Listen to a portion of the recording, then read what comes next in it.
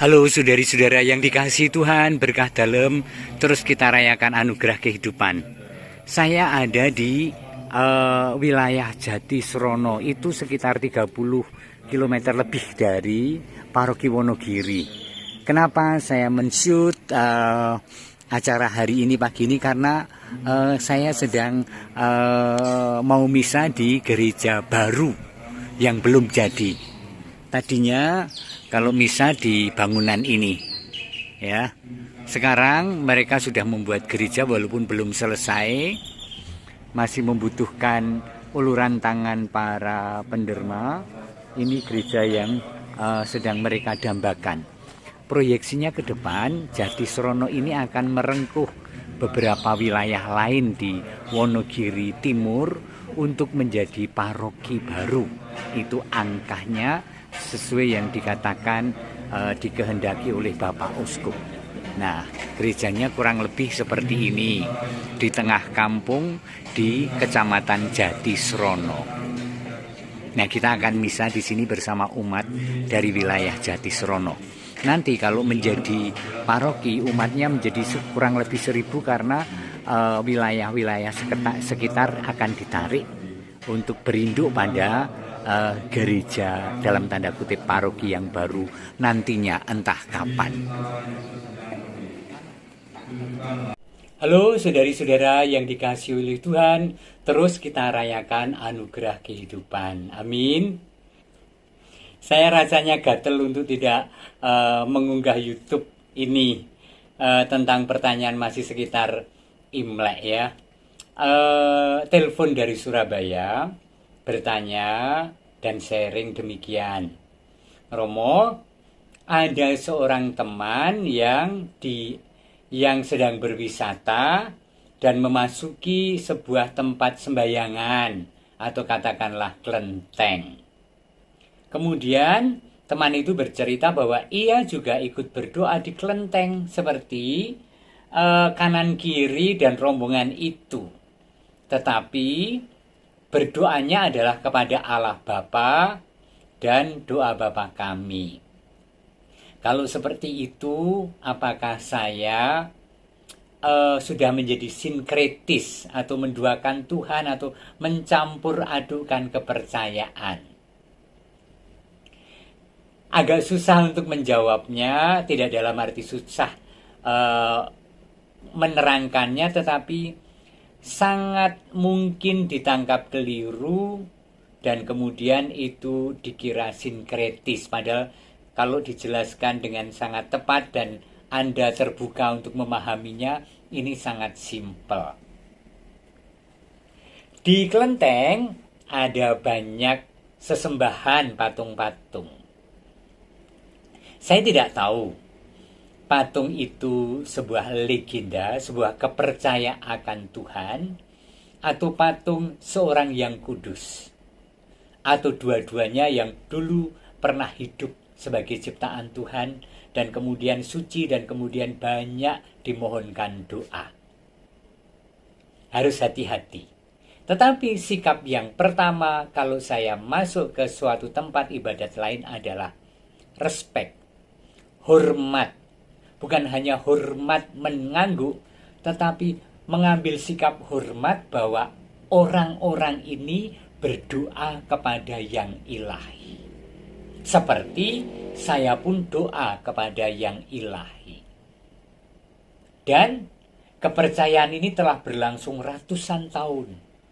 Pasti juga teruji pencarian itu. Maka, kalau saya memasuki situs agama tertentu atau gereja bukan Katolik atau kelenteng atau masjid bahkan, saya respect. Dan saya akan bertanya, saya Katolik, saya imam, apakah boleh saya memasukinya? Hampir tidak pernah ditolak. Bahkan untuk sekedar mengagumi arsitektur, mengenal sejarahnya, apalagi mengambil kesempatan untuk berdoa di tempat itu. Dahsyat kan? Dan saya gembira dengan suasana yang seperti itu. Kembali kepada pertanyaan, masuk kelenteng, berdoa Bapa Kami dan berdoa Katolik boleh enggak? Saya kalau masuk kelenteng pun berdoa dan berdoa Katolik. Doa apa? Doa saya apa?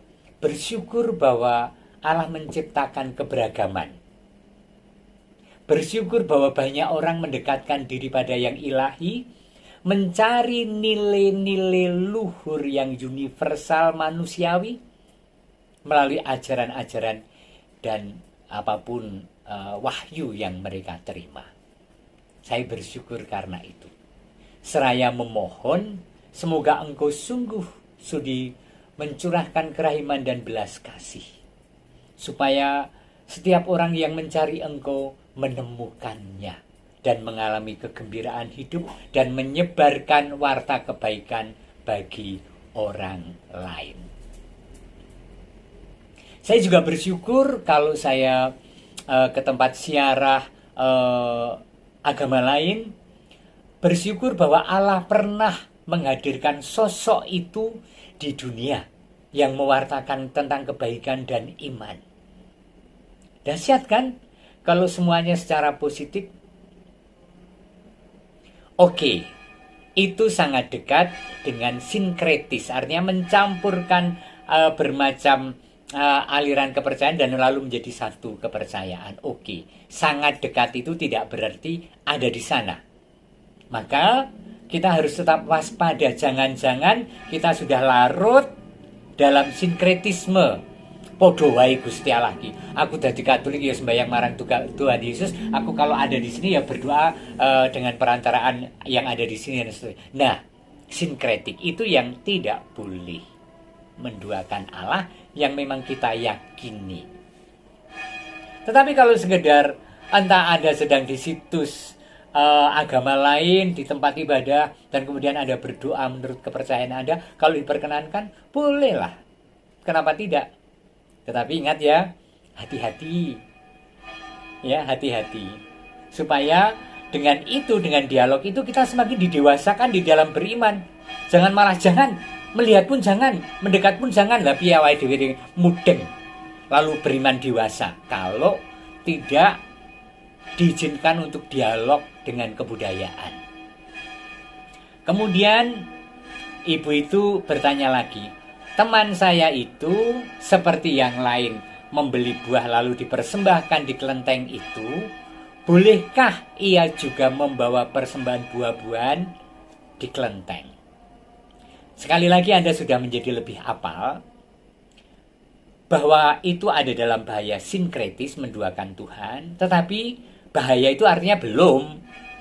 Kalau kita waspada dan kita strict memilah tanpa harus menolak mentah-mentah, sangat mungkin itu menjadi keindahan. Sangat mungkin itu dihayati seperti ini. Aku datang ke rumah orang yang merayakan perayaan agamanya sendiri dan aku berbeda. Dan aku kemudian membawa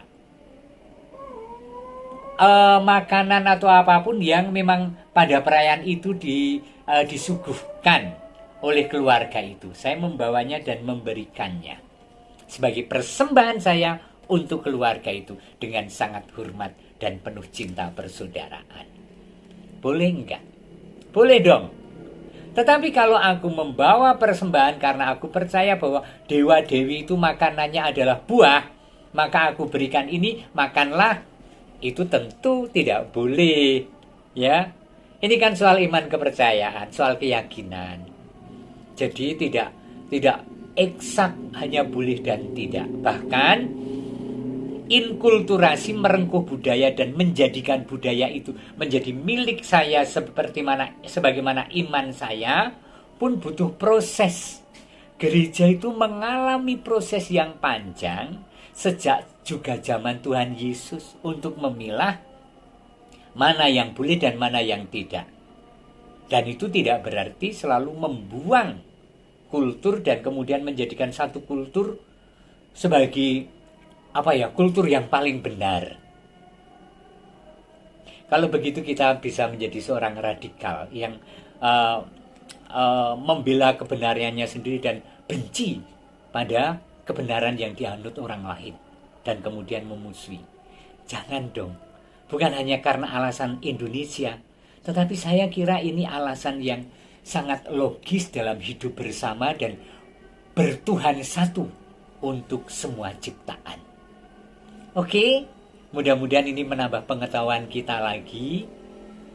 Tetaplah beriman, tetaplah memelihara budaya, isilah budaya dengan iman kita, dan jangan pernah membuang kebudayaan yang baik, yang luhur, yang manusiawi, yang mengantarkan kita kepada Tuhan. Tuhan memberkati Anda dan keluarga, Bapa dan Putra dan Roh Kudus. Amin.